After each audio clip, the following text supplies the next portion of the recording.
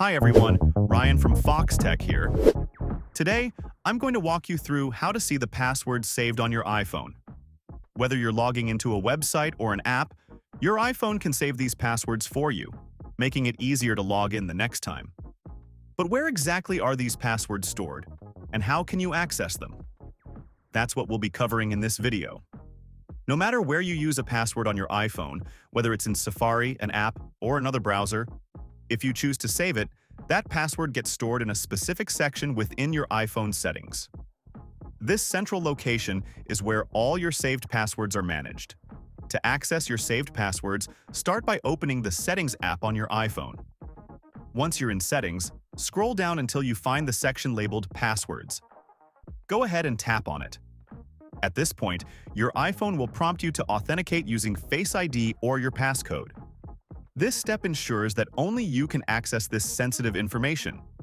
Once you're authenticated, you'll see a list of all the passwords you've saved on your iPhone. For example, imagine you've logged into Amazon, and a prompt appeared asking if you'd like to save the password on your iPhone. If you chose to save it, that password, along with any others you've saved, will now be visible in this Passwords section. Here, you can not only view your saved passwords but also manage them. If there's a password you no longer need or want to remove, you can easily delete it. To do this, simply swipe left on the password entry you want to remove and tap on Delete. However, keep in mind that your iPhone will ask you to confirm this deletion. The deleted password will first be moved to the Recently Deleted section, so you have a chance to recover it if you change your mind. So, that's how you can see and manage the passwords saved on your iPhone. It's a simple process, but it's great to know exactly where your passwords are stored and how to access them whenever you need to. I hope this video has been helpful for you.